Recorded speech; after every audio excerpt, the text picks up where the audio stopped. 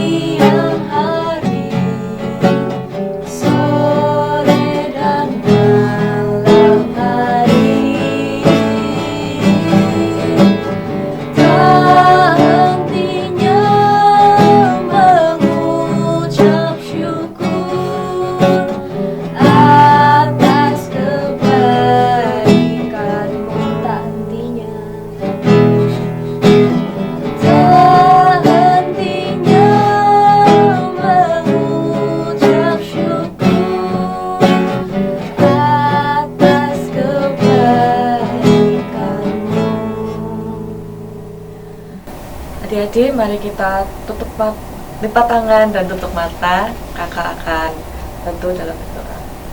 Tuhan Yesus, terima kasih karena Engkau telah mengumpulkan kami di sini. Sebentar kami akan memulai ibadah sekolah minggu. Berkati kami dari awal hingga akhir, supaya kami bisa mendengarkan sekolah minggu dengan baik. Dalam namamu kami sudah berdoa. Amin.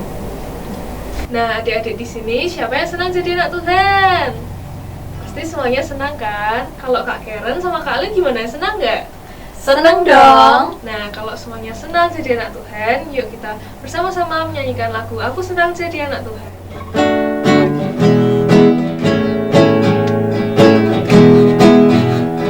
Senang jadi anak Tuhan, aku senang jadi anak Tuhan, aku senang jadi anak Tuhan, anak Tuhan tak boleh bohong.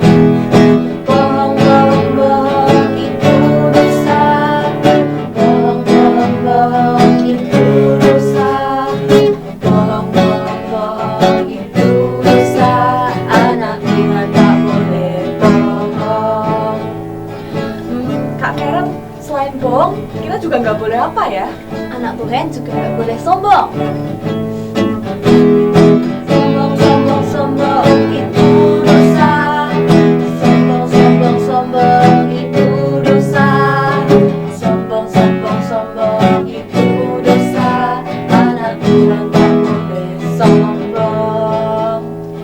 Kan tadi bohong, sombong sudah. Apalagi ya Kak Alin?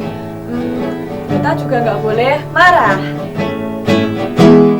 Marah, marah, marah itu dosa. Marah, marah, marah itu dosa. Marah, marah, marah itu dosa. Anak Tuhan tak boleh marah. Masih semangat kan adik-adik? Semangat dong. Nah, kalau masih semangat, kita mau sama-sama nyanyikan lagi Dia harus makin bertambah. Harus makin bertambah. Ku harus makin berkurang. Nama Yesus saja disembah. Ku di tempat paling belakang. Bila Yesus ditinggikan dan salibnya diberitakan, pasti dia menarik semua orang datang kepadanya sekarang. Sekali lagi, dia harus makin bertambah. Ku harus makin berkurang. Nama Yesus saja disembah. Ku di tempat paling belakang. Bila Yesus ditinggikan dan salibnya diberitakan, pasti dia menarik semua orang datang kepadanya sekarang. Pasti dia menarik semua orang datang kepadanya sekarang. Nah, adik-adik di sini siapa yang belum ikut ibadah tatap muka? Yuk ikut ibadah tatap muka di hari Minggu jam berapa Kak Karen? Jam 8, jam 9, dan jam 5 sore. Nah, sekarang kita mau persiapkan persembahan kita. Yuk kita sama-sama berdoa. Tuhan Yesus, terima kasih Tuhan untuk kasih-Mu.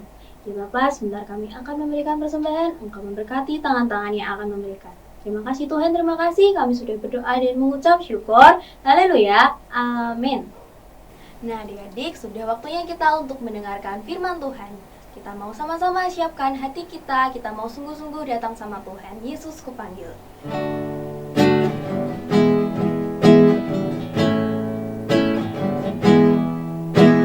Yesus kupanggil, Yesus kuundang, masuk dalam hatiku.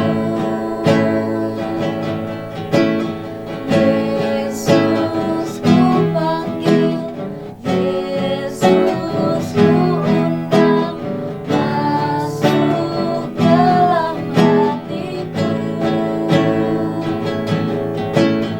Memimpin, menuntun setiap langkah hidupku. Sucikan, kuduskan semua dosaku. Yesus kupanggil, Yesus kuundang, masuk dalam hatiku. Yesus kupanggil, Yesus kuundang, masuk dalam hatiku. Memimpin, menuntun setiap langkah hidupku. Sucikan, kuduskan semua dosaku. Shalom anak-anakku semua. Anak-anak sudah memuji Tuhan dengan semangat. Tiba saatnya kita akan mendengarkan firman Tuhan. Anak-anak sudah siap? Ya, kita berdoa dulu ya. Mari lipat tangan, tutup mata, tundukkan kepala. Mengucap syukur Tuhan kalau pada pagi hari ini anak-anakmu siap untuk mendengarkan firman Tuhan. Tuhan tolong kami, pimpin kami dengan pengurapan Roh Kudus supaya kami dapat memahami dan mengerti setiap firman yang kami dengar. Berkati juga hamba-Mu Tuhan dalam menyampaikan firman ini. Roh Kudus memberkati, mengurapi sehingga boleh dipahami dengan mudah oleh anak-anak kami. Terima kasih. Di dalam nama Tuhan Yesus kami berdoa dan mengucap syukur. Amin. Anak-anak, siapa yang di rumah memiliki tanaman-tanaman hias atau bunga-bunga begitu? Wah, banyak ya anak-anak yang memiliki tanaman hias di rumahnya. Siapa yang biasanya merawatnya? Mamah pasti ya. Iya, tanaman hias, bunga-bunga membuat rumah kita tampak lebih asri. Nah, pada pagi hari ini kita akan mendengarkan firman Tuhan tentang seorang raja yang hobinya merawat tanaman. Bahkan raja ini pandai mendesain atau merancang taman yang indah untuk istananya. Anak-anak mau dengar? Kita perhatikan bersama-sama ya. Ya. Raja ini adalah Raja Nebukadnezar dari kerajaan Babel. Raja Nebukadnezar ini pandai merancang tanaman atau taman-taman, dan istananya pun dibangun dengan taman-taman yang indah. Dan uniknya, taman itu ada di atas istana, bergantung dari atas sampai ke bawah. Nah, sehingga istananya menjadi asri, menjadi indah, dan dikagumi oleh banyak orang dari segala penjuru dunia, dari berbagai tempat datang untuk mengagumi taman itu. Raja Nebukadnezar pun bangga atas kemampuannya yang sudah menciptakan tanaman itu, yang sudah menciptakan taman itu. Raja Nebukadnezar sering berkata seperti ini, "Wah, betapa hebatnya aku ini. Aku bisa membangun taman yang indah, yang luar biasa. Tidak ada raja di dunia ini yang bisa seperti aku." Nah, seringkali raja memiliki kepercayaan diri yang berlebihan, sehingga menjadi apa? Sombong. Nah, anak-anak, pada suatu malam ketika raja sedang tidur, tiba-tiba dia terbangun. Keringatnya bercucuran. Dia menjadi gelisah. Dia menjadi sedih. Karena raja bermimpi. Raja semakin penasaran. Kenapa ya? Kok saya mimpi seperti ini? Apa ya arti mimpinya? Apa ya maknanya? Raja seolah-olah tidak sabar untuk menunggu malam berlalu dan pagi hari tiba. Raja gelisah sepanjang malam. Nah, pada pagi harinya di istana, raja memanggil para pejabat, para petinggi kerajaan. Raja mengatakan, "Carilah orang-orang pandai, orang-orang cerdik, ahli-ahli nujum yang bisa mengartikan mimpiku tadi malam." Wah, seluruh pejabat istana memerintahkan para prajuritnya untuk bergerak, mengumpulkan para ahli-ahli nujum yang biasa mengartikan mimpi.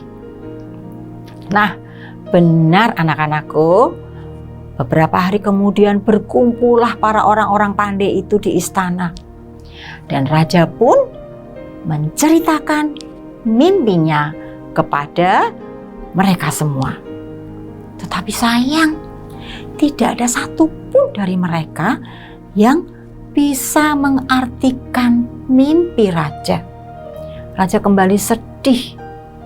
Raja kembali bingung, mengapa mereka tidak bisa mengartikannya. Raja tiba-tiba ingat, oh iya, masih ada Daniel. Daniel orang pandai, pasti dia bisa mengartikan mimpiku. Akhirnya benar anak-anak, Daniel datang ke istana raja. Dan raja senang sekali begitu melihat Daniel. Daniel, oh ternyata Daniel itu oleh raja diberi nama baru. Namanya adalah Beltsasar. Jadi Pada waktu itu, ketika Daniel pertama kali datang ke kerajaan Babel, dia diberi nama baru yaitu Beltsasar. Hai Beltsasar, kamu pasti bisa mengartikan mimpi ini karena kamu orang yang ahli, orang yang pandai. Daniel mengatakan, Raja, bukan saya, tetapi Allah, Tuhanku, Allah yang Maha Kuasa, yang memberikan hikmat kepadaku sehingga aku bisa mengartikan mimpi raja. Ya. Ayo, sini. Kamu sudah siap mendengarkan apa mimpiku? Ya, Raja, ya. Nah, anak-anak, Raja pun menyampaikan kepada Daniel apa mimpinya itu. Kita mau dengarkan bersama-sama ya. Seperti apa mimpi Raja? Yuk. Di tengah-tengah bumi ada sebatang pohon yang sangat tinggi. Pohon itu bertambah besar dan kuat, tingginya sampai ke langit dan dapat dilihat sampai ke ujung seluruh bumi. Daun-daunnya indah, buahnya berlimpah-limpah. Di bawahnya, binatang-binatang di padang mencari tempat bernaung dan di dahan-dahannya bersarang burung-burung di udara dan segala makhluk mendapat makanan daripadanya. Tampak seorang penjaga, seorang kudus, turun dari langit. Ia berseru dengan nyaring. Demikian katanya, tebanglah pohon itu dan potonglah dahan-dahannya. Gugurkanlah daun-daunnya dan hamburkanlah buah-buahnya. Biarlah binatang-binatang lari dari bawahnya dan burung-burung dari dahan-dahannya. Tetapi biarkanlah tunggulnya tinggal di dalam tanah, terikat dengan rantai dari besi dan tembaga, di rumput muda di padang. Biarlah ia dibasahi dengan embun dari langit, dan bersama-sama dengan binatang-binatang mendapat bagiannya dari rumput di bumi. Biarlah hati manusianya berubah dan diberikan kepadanya hati binatang. Demikianlah berlaku atasnya sampai 7 masa berlalu. Ya, anak-anakku semua, Daniel sudah mendengarkan apa itu mimpi Raja Nebukadnezar. Daniel menjadi sedih dan Daniel berkata kepada Raja, Raja, semoga hal ini tidak akan menimpa Raja, tetapi biarlah itu menimpa musuh-musuh Raja.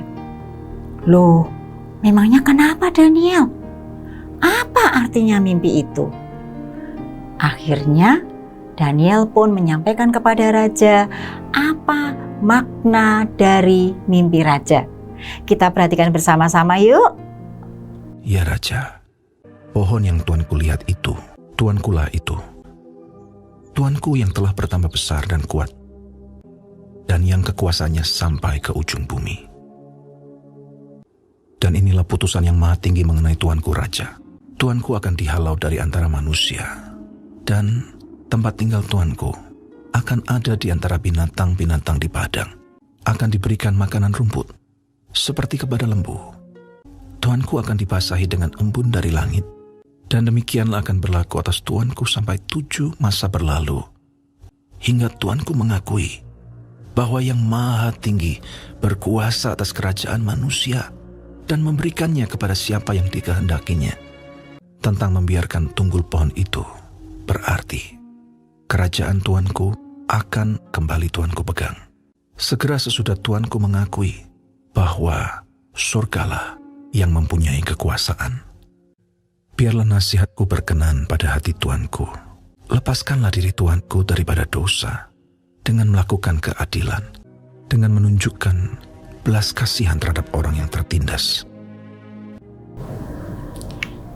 Waktu terus berjalan hari demi hari, dan kira-kira 1 tahun setelah peristiwa itu, apa yang disampaikan oleh Daniel pun terjadi kepada Raja Nebukadnezar. Pada suatu hari, Raja Nebukadnezar dengan pakaian kebesarannya berjalan-jalan di sekeliling istana, menikmati indahnya tanaman ciptaannya, menikmati taman ciptaannya yang begitu asri. Dan tidak lupa, Raja Nebukadnezar masih menjadi raja yang sombong. Dia katakan, wow, hebat sekali tamanku ini. Pasti semua orang mengagumiku. karena tidak ada yang bisa seperti aku, raja yang hebat, yang bisa menciptakan istana dengan taman-taman bergantung yang begitu luar biasa. Nah, Raja Nebukadnezar pun kembali akan mengungkapkan banyak kalimat. Tetapi tiba-tiba ada suara dari langit. Seorang malaikat Tuhan mengatakan, "Hai Raja Nebukadnezar, dengarkanlah ini. Saat ini kekuasaanmu sebagai raja sudah diambil. Engkau akan diusir di antara manusia. Engkau akan hidup seperti binatang dan engkau akan kehilangan akal budimu." Dan benar anak-anakku, menyedihkan sekali. Saat itu juga Raja Nebukadnezar kehilangan kesadarannya sebagai manusia. Dia berperilaku seperti binatang. Dia bersikap seperti binatang. Dan akhirnya dia meninggalkan istana, hidup di padang bersama dengan sapi. Makanannya adalah makanan sapi, makanan binatang. Rambutnya panjang karena tidak dipotong, tidak dicuci, banyak kutunya mungkin ya. Kasihan sekali. Kukunya juga panjang-panjang, tidak terawat seperti kuku binatang. Kemudian seluruh tubuhnya dibasahi oleh embun karena sepanjang hari tinggal di padang bersama dengan binatang-binatang, bersama dengan sapi. Wah, menyedihkan sekali ya. Dan keadaan seperti itu berlangsung selama 7 tahun.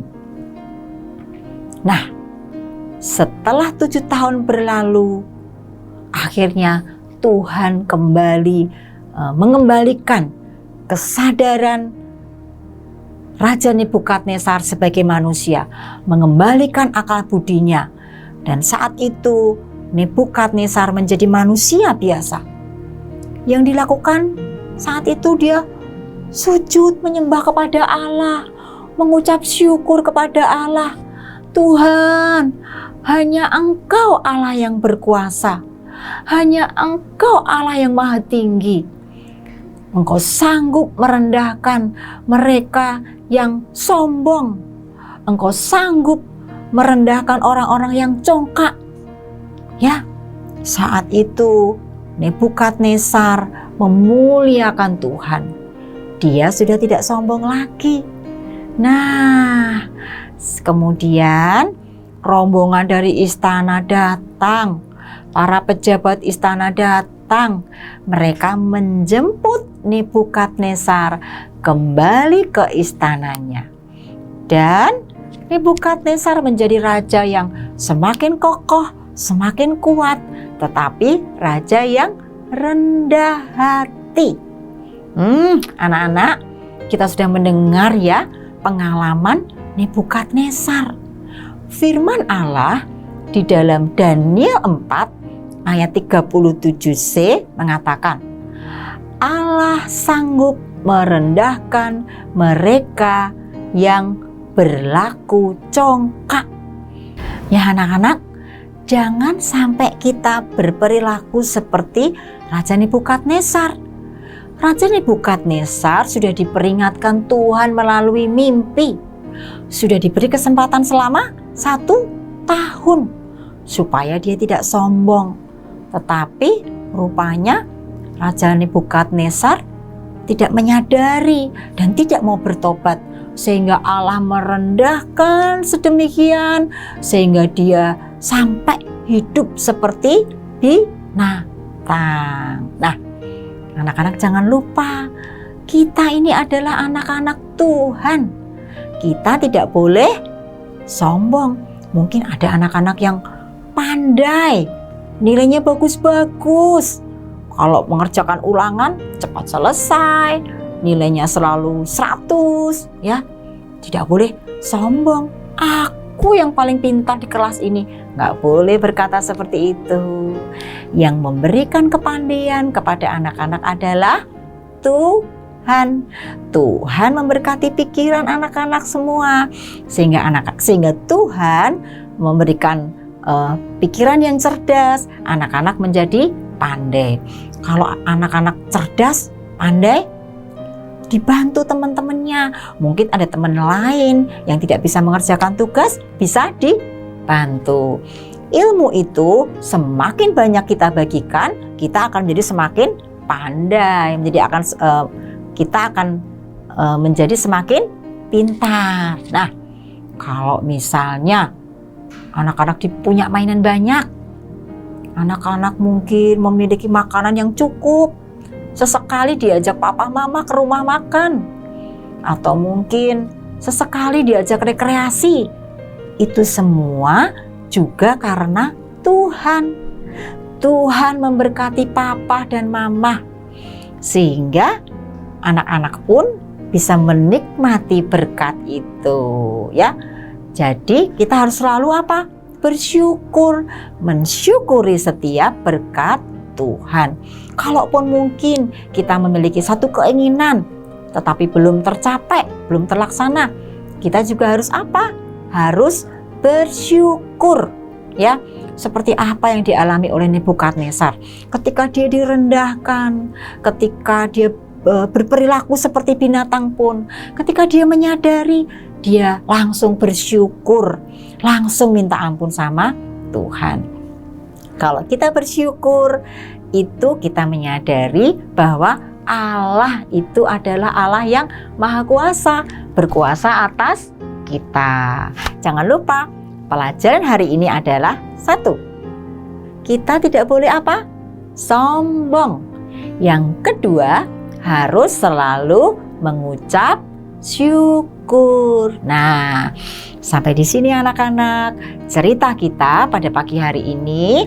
Nanti setelah ibadah ini anak-anak bisa membaca kisah Raja Nebukadnezar ini dalam kitab Daniel pasal 4. Ya, yuk kita mau akhiri sekolah minggu kita. Kita akan bersama-sama berdoa. Terima kasih Tuhan, kami mengucap syukur karena kami sudah mendengarkan firman Tuhan. Tuhan memberikan kepada kami teladan melalui Raja Nebukadnezar.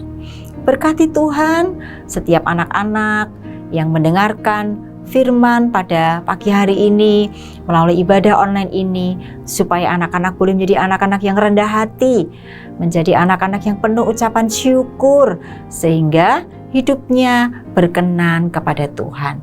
Terima kasih. Inilah doa kami. Di dalam nama Tuhan Yesus, kami berdoa dan mengucap syukur. Amin. Nah adik-adik, ibadah sekolah minggu kita pada hari ini sudah selesai. Sampai bertemu minggu depan. Aku senang jadi anak